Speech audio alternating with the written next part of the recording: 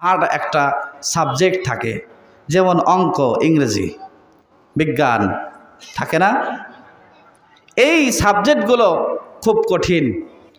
এই সাবজেক্টে যদি কোনো ছাত্রছাত্রী পাশ করে যায়, তাহলে বাকি আর যে সাবজেক্টগুলো আছে এই সাবজেক্টগুলোকে মাস্টারেরা, শিক্ষকেরা অটোমেটিকলি পাশ করে দেয়। হ্যাঁ, এই ছেলেটা, এই মেয়েটা অঙ্কে আর ইংরেজিতে পাশ করেছে বিধায় তাকে অন্য অন্য সাবজেক্টেও পাশ করিয়ে দেওয়া হয়। ঠিক নামাজটাও এইরকমই। নামাজ যার যত সুন্দর, তার আমল তত সুন্দর। আল্লাহ তাআলার আদেশ, ওয়া'মুর আহলাকা বিস-সালাতি ওয়াসতাবির আলাইহা। আল্লাহ তাআলা সূরাতুত তাহার 132 নম্বর আয়াতে বলে দিয়েছেন, ও আল্লাহর রাসূল, ওয়া'মুর আহলাকা, আপনি প্রথমে তো নামাজ আদায় করবেনই।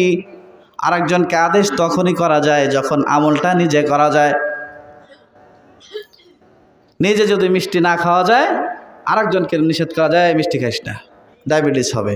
আমি নিজে মিষ্টি খাচ্ছি, আরেকজনকে নিষেধ করা যাবে? যাবে না। এজন্য আল্লাহ তাআলা প্রথমে বলেছিলেন, কু আনফুসাকুম ওয়া আহলিকুম নারা, ও নবী নিজে বাঁচুন, কু আনফুসাকুম, আপনি জাহান্নামের আগুন থেকে সর্বপ্রথম নিজে বাঁচুন। চাচা আপন জান বাঁচা, কথা ঠিক না? চাচা আপন জান বাঁচা। লঞ্চে থাকা অবস্থায়, নৌযানে থাকা অবস্থায় যদি ঝড় হয়, পূর্ব গগনে যদি ঝড় উঠে যায়, তখন নৌকা যখন, জলযান যখন হেলে দোলে চলতে থাকে, হিন্দুরা পর্যন্ত, অন্যান্য ধর্মাবলম্বীরা পর্যন্ত আল্লাহ আল্লাহ বলতে থাকে, ওই সময় ছেলের অবস্থা, মেয়ের অবস্থা এবং স্ত্রী পুত্র কারো অবস্থা থাকে না। চাচা আপন জান বাঁচা হয়ে যায়। যার যার জান সেই বাঁচানোর তখন ইচ্ছা পোষণ করে। নিজের জানটা অনেক দামি। এজন্য আল্লাহ বলেন, কু আনফুসাকুম ওয়া আহলিকুম নারা, ও নবী সর্বপ্রথম আপনি নিজেকে বাঁচান জাহান্নামের আগুন থেকে। আপনার নিজেকে আগে বাঁচান। প্রথমে নিজে বাঁচতে হবে। নিজে বাঁচার পর কু আনফুসাকুম ওয়া আহলিকুম নারা, এরপর আপনার পরিবার পরিজনকে বাঁচান। আল্লাহ তাআলা অন্য আয়াতে বলেছেন, লিতুনযিরা উম্মাল কুরা ওয়া মান হাওলাহা, আপনি যে শহরে বসবাস করছেন হ নবী, মক্কা এবং মক্কার আশপাশে যারা আছে, অর্থাৎ সারা পৃথিবীর মানুষকে আপনি জাহান্নাম থেকে বাঁচান। নিজে বাঁচতে হবে, পরিবার পরিজনকে বাঁচাতে হবে। আমি যে এলাকার মধ্যে আছি, এই এলাকার বাসীকে জাহান্নামের আগুন থেকে বাঁচানোর জন্য চেষ্টা করতে হবে। আল্লাহ তাআলা আরো বলেছেন, ওয়া আনজির আশীরাতাকাল আকরাবিন, ও নবী ওয়া আনজির আশীরাতাকাল আকরাবিন, আপনি আপনার আত্মীয় স্বজনকে জাহান্নামের আগুন থেকে বাঁচান। এরপরে জাহান্নামের আগুন থেকে বাঁচানোর ধাপ যখন, স্টেপ যখন পার হয়ে যায়, আল্লাহ রাসূলকে আল্লাহ তাআলা নির্দেশ দিয়ে দিলেন, ওয়া'মুর আহলাকা বিস-সালাতি ওয়াসতাবির আলাইহা, ও নবী আপনার পরিবার পরিজনকে নামাজের নির্দেশ দেন। ওয়া'মুর আহলাকা বিস-সালাতি ওয়াসতাবির আলাইহা, ও নবী আপনার পরিবার ও পরিজনকে নামাজের আদেশ করেন। ওয়াসতাবির আলাইহা, এরপর ওয়াসতাবির আলাইহা, এই নামাজের উপর তারা যেন স্থবির হয়ে থাকে, অটল হয়ে থাকে। এমন যেন না হয় 5 ওয়াক্তর জায়গায় 1 ওয়াক্ত পড়লাম, 2 ওয়াক্ত পড়লাম না, 3 ওয়াক্ত পড়লাম, 1 ওয়াক্ত পড়লাম না, এরকম যেন না হয়। শুধুমাত্র জুমার নামাজ আদায় করলাম, সাপ্তাহিক নামাজ আদায় করলাম, অথবা এমন এমন বান্দা বান্দি আছে, এমন বান্দারাও আছে শুধুমাত্র বছরে 2 বার হাজিরা দেয়। কয়বার? 2 বার হাজিরা দেয়। ঈদের নামাজ আদায় করে। কিছু মানুষ এরকম আছে, বাৎসরিক মুসল্লি, রোজা রাখে না, কিন্তু একেবারে নতুন পাঞ্জাবি গায়ে দিয়ে, সুরমা লাগিয়ে, জায়নামাজ একটা বাম বগলে রেখে সামনের কাতারে দাঁড়িয়ে দাঁড়িয়ে নামাজ আদায় করে। এমন মুসল্লি আছে না নাই? আছে না? তাদের কারণে সামনের কাতারে জায়গা পাওয়া যায় না। ঈদের নামাজের 1 ঘন্টা আগেই এসে রেডি থাকে, কিন্তু সারা বছর বাৎসরিক নামাজ ছাড়া তারা কোনো নামাজ আদায় করে না। এরকম যেন না হয়, 1 ওয়াক্ত নামাজ যেন কামায় না যায়। আল্লাহ তাআলা নির্দেশ দিয়ে দিলেন, ওয়াসতাবির আলাইহা, এর উপর আপনি জমে থাকুন, পরিবার পরিজনকে জমা করে রাখুন, তারা যেন নামাজ কামায় না দেয়, এর উপর আপনি অটল থাকুন। এরপর আল্লাহ তাআলা বলেন, লা নাসআলুকা রিজকা, আমি আপনার কাছে রিজিক চাই না, আমি আপনার কাছে কোনো রিজিক চাই না। আমার নাম রাজ্জাক, আল্লাহু খায়রুর রাযিকিন। আল্লাহ ঘোষণা করেছেন, আল্লাহু খায়রুর রাযিকিন, আল্লাহ তাআলা হলেন উত্তম রিজিক দাতা। ও নবী, আপনি নামাজ আদায় করুন, আমি আপনার কাছে রিজিক চাই না। নাহনু নারযুকুকা ওয়াল আকিবাতু লিত্তাকওয়া, নাহনু নারযুকুকা, আমি আপনাকে রিজিক দেই, ওয়াল আকিবাতু লিত্তাকওয়া, এবং আখিরাতের শুভ পরিণাম যারা মুত্তাকি, যারা নামাজি মুত্তাকি, যারা ভালোভাবে নামাজ আদায় করে, কামাই দেয় না, 1 ওয়াক্ত পড়লাম 2 ওয়াক্ত পড়লাম না, অথবা 2-1 দিন পরে শীতের সময় ফজরের নামাজ আদায় করলাম না, মাগরিব এশা ফজরের নামাজ আদায় করলাম না, এরকম যেন না হয়। আখিরাতের শুভ পরিণাম আল্লাহ তাআলা মুত্তাকিনদের জন্য খাস করেছেন। আল্লাহ রাসূল সাল্লাল্লাহু আলাইহি সাল্লাম এই যে শীতের সময় নামাজ আদায় করা বড় কঠিন, বিশেষ করে ফজরের নামাজ, এমনি এমনি বলেন নাই।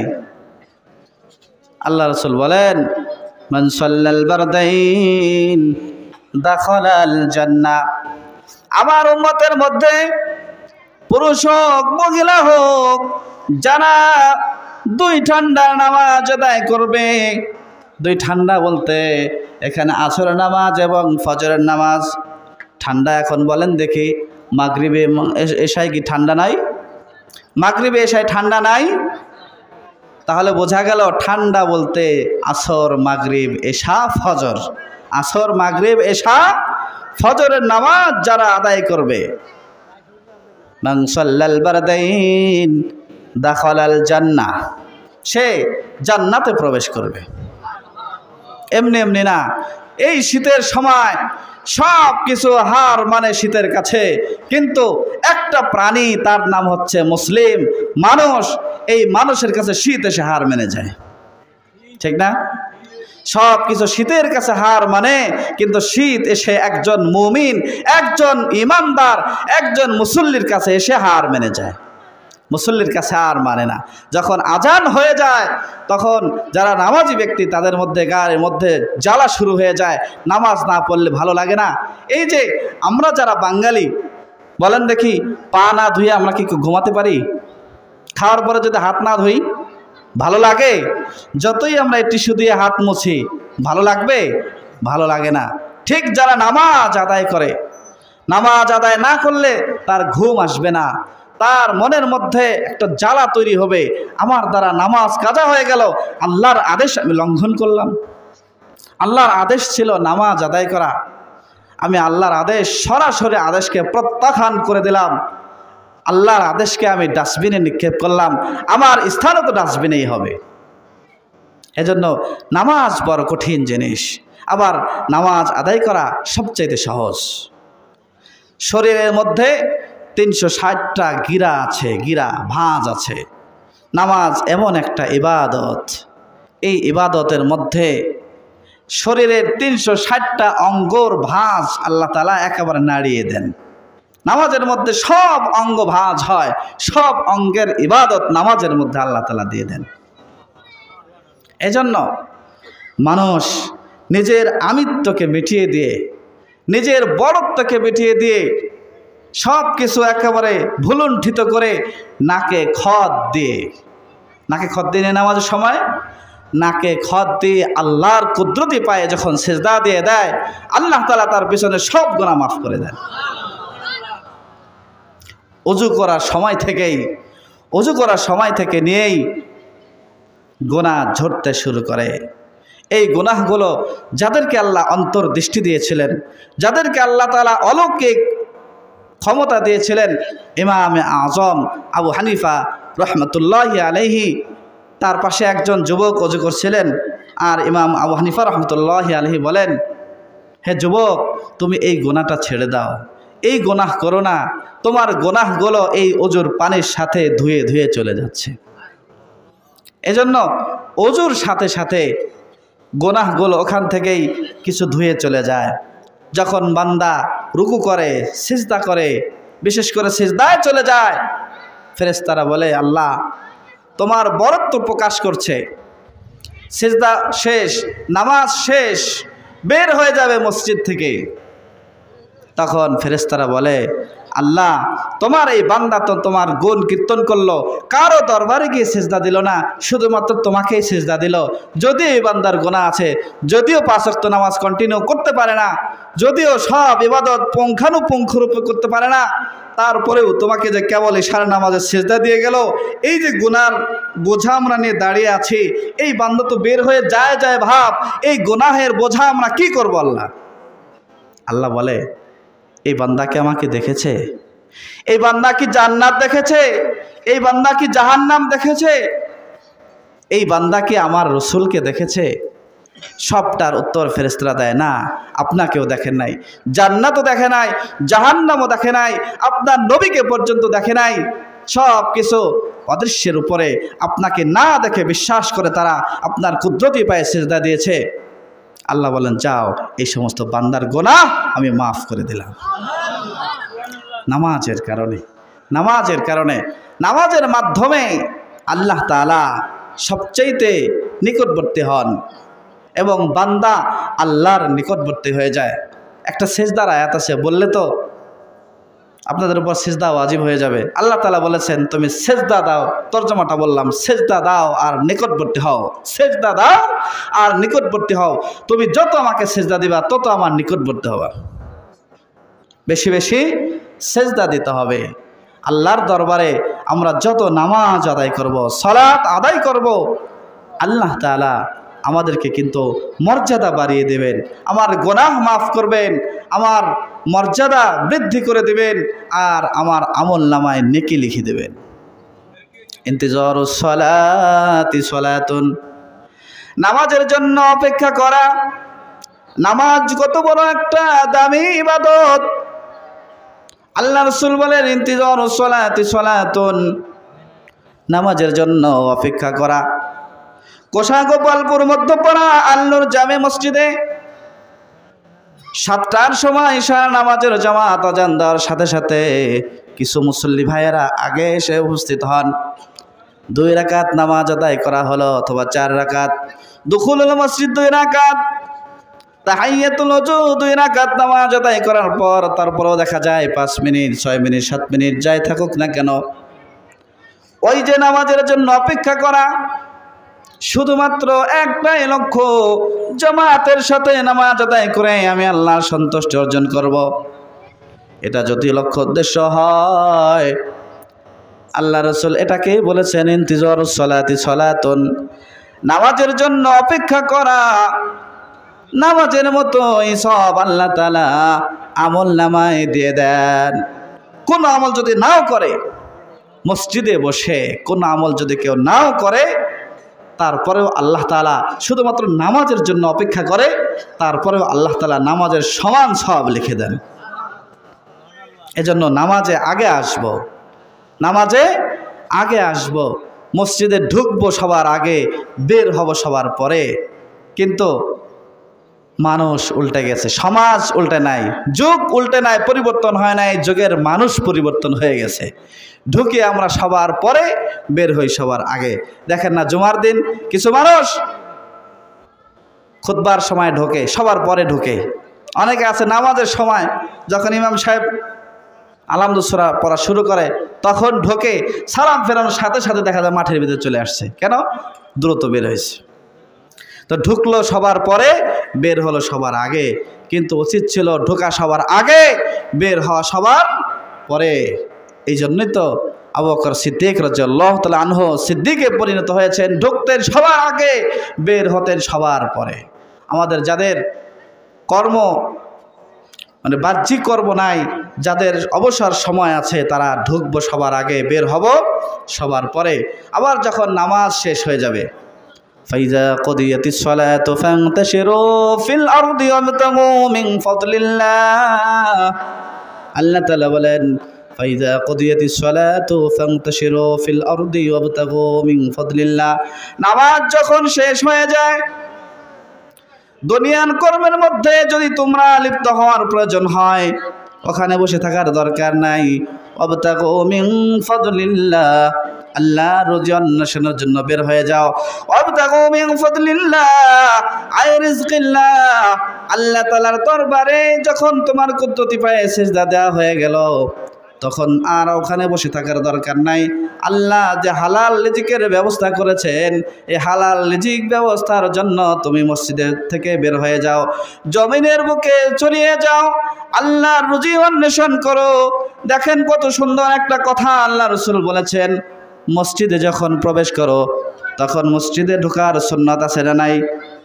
কয়টা সুন্নাত? কয়টা? 5টা সুন্নাত। আমরা অনেকে জানি না, শুধু একটা দোয়া পড়ি। মসজিদে ঢোকার সুন্নত 5টা: বিসমিল্লাহ পড়া, দরুদ শরীফ পড়া, দোয়া পড়া। এই 3টা সংক্ষেপে এভাবে বলা যায়: বিসমিল্লাহি ওয়াসসালাতু ওয়াসসালামু আলা রাসূলিল্লাহি আল্লাহুম্মা আফতাহ লি আবওয়াব রাহমাতিক। কয়টা গেল? 3টা। ডান পা দিয়ে প্রবেশ করা, ইতিকাফের নিয়ত করা। 5টা হলো না নাই? 5টা হলো। এরপরে মসজিদ থেকে বের হওয়ার সুন্নত 5টা। আল্লাহ রাসূল বলেন বিসমিল্লাহ পড়া, দরুদ শরীফ পড়া, দোয়া পড়া। এই 3টা একসাথে এভাবে পড়া যায় আগের মতোই: বিসমিল্লাহি ওয়াসসালাতু ওয়াসসালামু আলা রাসূলিল্লাহি আল্লাহুম্মা ইন্নী আসআলুকা মিন ফাদলিক, আল্লাহুম্মা ইন্নী আসআলুকা মিন ফাদলিক। 3টা হলো না? বাম পা দিয়ে বের হওয়া। প্রত্যেক ভালো কাজের ডান পা দিয়ে প্রবেশ করা, বাম পা দিয়ে বের হওয়া। প্রত্যেক খারাপ কাজে, নিম্নমানের কাজে বাম পা দিয়ে প্রবেশ করা, ডান পা দিয়ে বের হওয়া। মনে থাকবে? এরপরে হলো 3টা হলো না? বাম পা দিয়ে বের হওয়া। 5মটা হচ্ছে বাম পায়ের উপর পা রেখে ডান পায়ের জুতা আগে পরা। শুধুমাত্র একটাই স্থান যেখানে ডান পায়ের জুতা আগে পড়তে হয়, সেটা হচ্ছে এই মসজিদ থেকে বের হওয়ার পরে বাম পায়ের উপর পা রেখে ডান পায়ের জুতা পরিধান করা। ওখানে আল্লাহ রাসূল বললেন আল্লাহুম্মা ইন্নী আসআলুকা মিন ফাদলিক, আল্লাহুম্মা হে আল্লাহ, ইন্নী আসআলুকা মিন ফাদলিক, ও আল্লাহ আমি আপনার কাছে আপনার অনুগ্রহ চাই, আপনার অনুগ্রহ চাই। মিন ফাদলিকা আই মিন রিজকিকা। ফাদলিকা মানে কি? অনুগ্রহ চাই, যত ধরনের অনুগ্রহ হতে পারে। আল্লাহ তাআলা সূরাতুল জুমায় বললেন ফান্তাশিরু ফিল আরদি ওয়াবতাগু মিন ফাদলিল্লাহ। নামাজ যখন হয়ে যায়, তোমার মসজিদে বসে থাকার দরকার নাই, শুধুমাত্র আল্লাহর রিজিকের অন্বেষণে তুমি বের হয়ে যাও। ওয়াবতাগু মিন ফাদলিল্লাহ, তুমি আল্লাহর রিজিক সন্ধানের জন্য বের হয়ে যাও। আল্লাহ রাসূলও বলেন নামাজ যখন শেষ হয়ে যায় তুমি আল্লাহর কাছে রিজিক চাও। আল্লাহুম্মা ইন্নী আসআলুকা মিন ফাদলিক, আল্লাহ আমি আপনার কাছে রিজিক চাই। তাহলে মসজিদ থেকে নামাজ যখন হয়ে যাবে তখন আল্লাহ তাআলা এবং আল্লাহ রাসূল শুধুমাত্র নামাজের সিজদার মধ্যে পড়ে থাকতে বলেন নাই যে সিজদাই করতে হবে, রুকুই করতে হবে, শুধুমাত্র ইবাদত করতে হবে, এরকম না। আল্লাহর যখন হুকুম হবে তখন ইবাদত করব, আবার আল্লাহর যখন হুকুম হবে তখন আমি আমার হালাল রিজিকের জন্য বের হয়ে যাব, দুনিয়ার বুকে একেবারে ছড়িয়ে ছিটিয়ে যাব।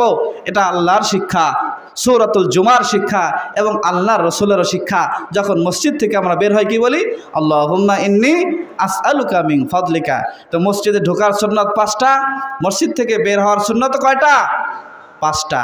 শুধুমাত্র ঢোকা আর বের হওয়ার মধ্যে যদি 10টা সুন্নাত আমরা আদায় করতে পারি, এভাবে প্রত্যেকটা নামাজের সময়, 5 ওয়াক্ত নামাজের সময় আমরা যদি প্রবেশ করি, 5 দুগুণে কত হয়? 10 হয়। আর 10 দিয়ে 5-এর গুণ করলে কত হয়? 50। 50টা সুন্নত আমল করার সব আমরা আমল নামায় পেয়ে যাব। আমরা অনেক সময় এটাকে মনেও করি না, অনেক সময় বাম পা দিয়ে প্রবেশ করি। খেয়াল করি না, কিন্তু খেয়াল করা এই ছোট্ট একটা আমলের কারণে এমন আছে যে আল্লাহ তাআলা আমাকে আল্লাহ রসুলের সুন্নাতের উপর আমল করার কারণে আল্লাহ রসুলের সাথে জান্নাতে থাকার তৌফিক দিয়ে দেবেন। মান আহাব্বা সুন্নতি ফাকাদ আহাব্বানি ওয়া মান আহাব্বানি কানা মাই ফিল জান্নাহ। আল্লাহ রসুল বলেন, মান আহাব্বা সুন্নতি, যে আমার সুন্নতকে ভালোবাসবে, ফাকাদ আহাব্বানি, সে কেমন যেন আমাকেই ভালোবাসলো, ওয়া মান আহাব্বানি কানা মাই ফিল জান্নাহ, আর যে আমার সুন্নতকে ভালোবাসলো, সুন্নতকে ভালোবাসা মানে সুন্নতের উপর আমল করা, আল্লাহ রসুলের জীবন চরিত্রের উপর আমল করা, তাহলে সে আমার সাথে কাল কিয়ামতের ময়দানে জান্নাতে আমার সাথে থাকবে। কিসের উপরে?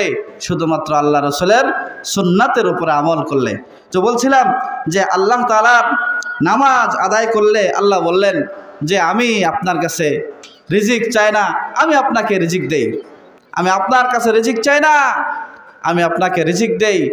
আর নাহনু নারযুকুকা ওয়াল আকিবাতু লিত্তাকওয়া, আর নামাজের মধ্যে যারা ভালো সুন্দরভাবে বিনয়ের সাথে নম্রতার সাথে একেবারে একাগ্র চিত্তে খুশু খুজুর সহিত যারা নামাজ আদায় করবে, আল্লাহ তাআলা বলেছেন ওয়াল আকিবাতু লিত্তাকওয়া, তাহলে মুত্তাকিনদের জন্যই এই আখিরাতের শুভ পরিণাম।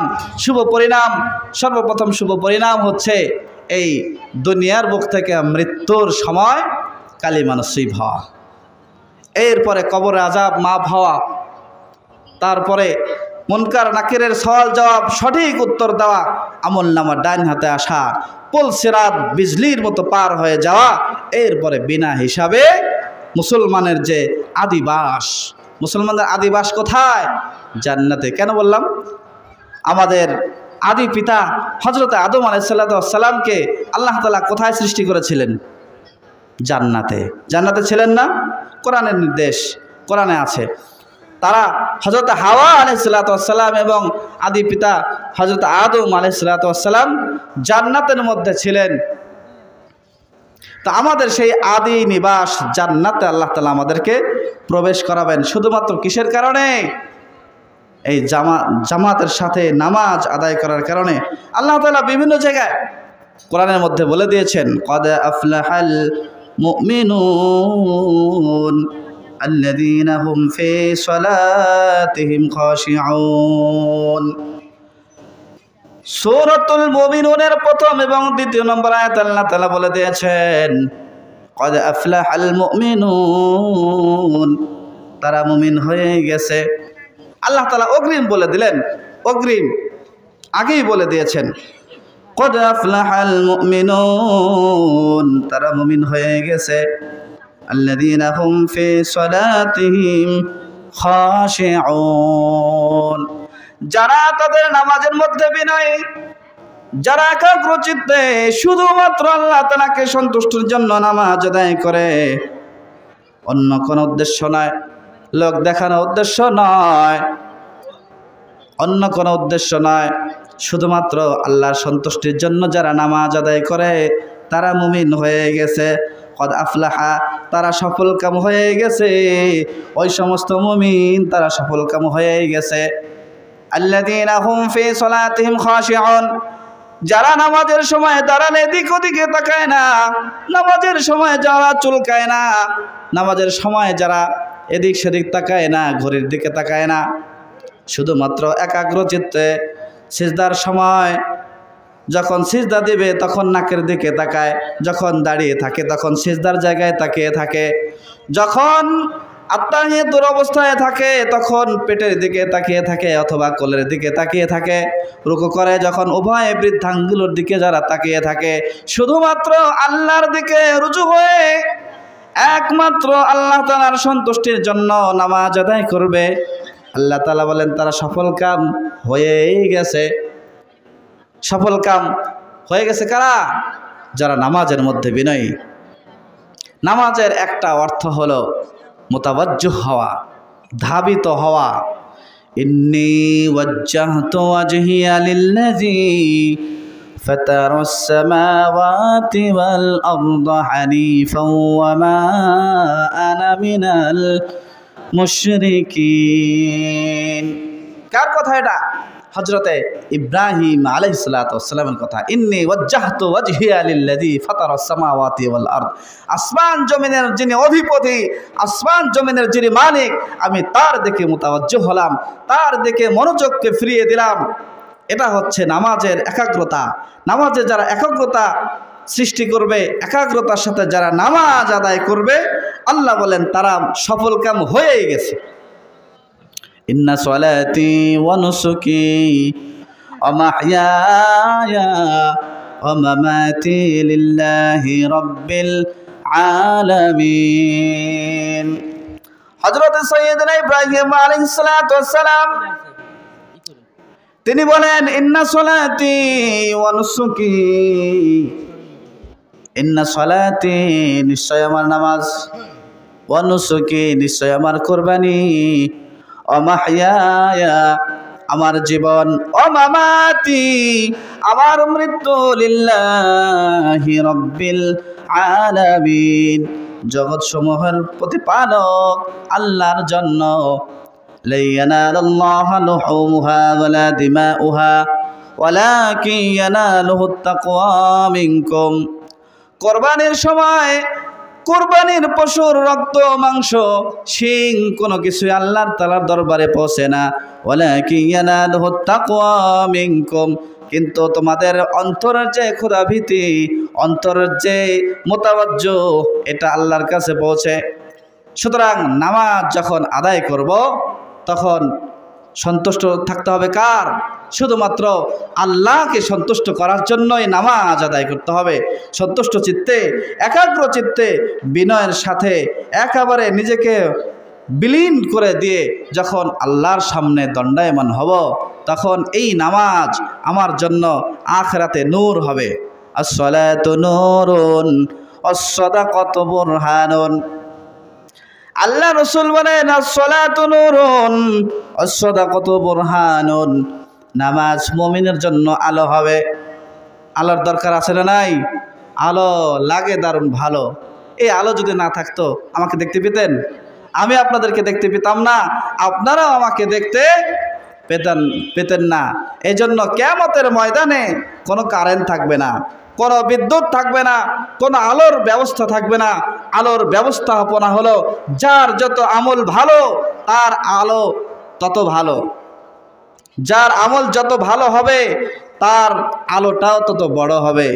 আমার আলো যদি হয় নিভু নিভু ভাব, ওই গ্যাস লাইটের সাথে এক সময় লাইট পাওয়া যেত, ওই আলো দিয়ে দূরে দেখা সম্ভব না, গাড়ি চালানো সম্ভব না। ঠিক আমার আমল যত ভালো হবে, আমার নামাজ যত সুন্দর হবে, আমার আলো তত ভালো হবে। কিয়ামতের ময়দানে ফুলসিরাতের উপর দিয়ে যখন যেতে হবে, সেটা থাকবে জাহান্নামের উপর দিয়ে, সেটা থাকবে অন্ধকার, ঘুটঘুটে অন্ধকার, নিকষ কালো অন্ধকার। এর উপর দিয়ে যেতে হলে আমার লাইট লাগবে, আমার আলো লাগবে। আল্লাহ রাসূল বলেন, আস-সালাতু নূরুন। ও আমার উম্মতেরা শোনো, এই নামাজ হচ্ছে নূর। নূর, আলো, আলোর দরকার আছে, আলো লাগবে। নামাজ তুমি যত ভালো করে সুন্দর করে নামাজ আদায় করবে, তোমার নূরটা, তোমার আলোটা তত ভালো হবে। তুমি বিজলির আকারে এই আলো দেখে দেখে তুমি পুলসিরাত পার হয়ে ওই আদি নিবাস জান্নাতে পৌঁছে যাবে বান্দা, জান্নাতে পৌঁছে যাবে আমার উম্মতের ছেলেরা, মেয়েরা, আমার উম্মতের মা বোনেরা, সকলেই এই আমলটা যার, নামাজটা যার যত সুন্দর হবে তার আলোটা তত ভালো হবে। এই জন্য নামাজ আদায় করা দরকার। একটা ওয়াক্ত নামাজ যেন আমার থেকে কামায় না যায়, একটা ওয়াক্ত নামাজ আমার যাতে কোনো সময়, জীবন চলে যাবে নামাজ ছাড়া যাবে না, জীবন চলে যাবে নামাজ কখনো ছাড়া যাবে না। কারণ হলো আল্লাহ রাসূল সাল্লাল্লাহু আলাইহি সাল্লাম যখন দুনিয়া থেকে বিদায় গ্রহণ করছিলেন, তখন একটা কথা ছিল, আস-সালাত, আস-সালাত, আস-সালাত। হযরত আয়েশা রাদিয়াল্লাহু তাআলা আনহা তিনি বলেন, আমার চোখে ওই দৃশ্যটা এখনো ভাসমান, আমার চোখে ওই দৃশ্যগুলো এখনো আমার চোখে দীপ্যমান। আল্লাহ রাসূল সাল্লাল্লাহু আলাইহি সাল্লাম বেহুশ হয়ে গিয়েছিলেন, নামাজে যেতে পারছিলেন না। হযরত আলী এবং আর একজন সাহাবীর কাঁধে ভর দিয়ে আল্লাহ রাসূল যখন আমার হুজরা থেকে বের হয়ে মসজিদে নববীতে যাচ্ছিলেন, আল্লাহ রাসূলের পা যথাযথভাবে লাগছিল না, টেনে হিচড়ে আল্লাহ রাসূলের পাটা জমিনে লেগে যাচ্ছিল। ওই দৃশ্যটা আমার বড় অন্তরে দাগ কেটে রয়েছে। ওই দৃশ্যটা এখনো আমি চোখ বন্ধ করলে দেখতে পাই। আল্লাহ রাসূল ভর করে মসজিদে নববীতে দুইজনের কাঁধে ভর করে তারপরে মসজিদে নববীতে গিয়ে নামাজ আদায় করেছেন। নামাজের জামাতে ইমামতি করেছেন হযরতে সাইয়্যিদিনা ওমর ইবনুল খাত্তাব রাদিয়াল্লাহু তাআলা আনহু। ফজরের নামাজের জামাতে ইমামতি করছিলেন। মুগীরা ইবনে শুবা রাদিয়াল্লাহু তাআলা আনহুর মাজুসি অগ্নিপূজক একজন গোলাম ছিল, ছুরির সাথে বিষ মাখিয়ে আগে থেকে ওত পেতেছিল। এক রাকাত নামাজ যখন শেষ হয়ে গেল, হযরতে ওমর রাদিয়াল্লাহু তাআলা আনহুর নাভি বরাবর ওই বিষ মাখা ছুরিটা ঢুকিয়ে দেয়। ওমর রাদিয়াল্লাহু তাআলা আনহু বেহুশ হয়ে গেলেন। হুঁশ ফেরার পর সর্বপ্রথম যে কথা, আমার দায়িত্বে খলিফাতুল মুসলিমিন আমি, আমার দায়িত্বে যে ফজরের নামাজ 2 রাকাত ছিল, 1 রাকাতের ইমামতি আমি করেছিলাম, আর 1 রাকাতের খবর কি, নামাজের অবশিষ্ট নামাজের খবর কি, নামাজ হয়েছে কিনা নামাজ। তিনি বলতে পারতেন, হে আব্দুল্লাহ অথবা অন্যান্য সন্তান, আমার ছেলেরা কোথায়, আমাকে ডাক্তারের কাছে নিয়ে যাও, আমার ওষুধ খাওয়াও, ইত্যাদি ইত্যাদি বলেন নাই। শুধুমাত্র কি বলেছিলেন? নামাজের কথাই বলেছিলেন। নামাজ ছাড়া কোনো গতি নাই, ও উম্মত, নামাজ ছাড়া কোনো গতি নাই। কুররাতু আইনি আস-সালাম, আল্লাহ রাসূল বলেন এই নামাজ হলো আমার চোখের শীতলতা। নামাজ যখন আমি আদায় করি আমার চোখটা শীতল হয়ে যায়, শীতল হয়ে যায়। নামাজ যদি আমি না পড়ি আল্লাহ রাসূল থেকে কখনো নামাজ ছুটে যাবে একথা কল্পনাও করা যায় না। তারপরেও তিনি বলেছেন কুররাতু আইনি আস-সালাহ, নামাজ হলো আমার চোখের শীতলতা। 3টি জিনিস আমার কাছে প্রিয়। উম্মতেরা শোনো, 3টা জিনিস আমার কাছে প্রিয়। 1 নম্বর হচ্ছে নামাজ। 1 নম্বর প্রিয় বস্তু কি? নামাজ। 2 নম্বর প্রিয় বস্তু হচ্ছে সুগন্ধি। সুগন্ধি, আতর, মেস, সুগন্ধি আমার কাছে প্রিয়, বড় প্রিয় জিনিস। 3 নম্বর প্রিয় জিনিস হচ্ছে আমার কাছে নারী। নারীদেরকে ভালোবাসবেন, স্ত্রীদেরকে, মেয়েদেরকে, মা, খালা, এদেরকে ভালোবাসবেন। আল্লাহ রাসূল 3টা জিনিস পছন্দ করতেন, নামাজ, তারপরে সুগন্ধি, আর একটা হচ্ছে নারী। এই 3টা জিনিস খুব পছন্দের ছিল।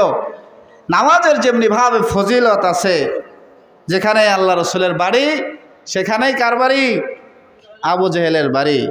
নামাজের যেমন সুন্দর সুন্দর বাণী আল্লাহ রাসূল দিয়েছেন, আল্লাহ তাআলা দিয়েছেন যে নামাজ পড়ো, নামাজ পড়লে জান্নাত পাওয়া যাবে, নামাজ পড়লে সব নাজ নেয়ামত পাওয়া যাবে। এর বিপরীতে যদি নামাজ না পড়া হয় তাহলে কি হবে? নামাজ না পড়লে কোথায় যেতে হবে? জাহান্নামে যেতে হবে। ক্বালু লাম নাকু মিনাল মুসাল্লিন।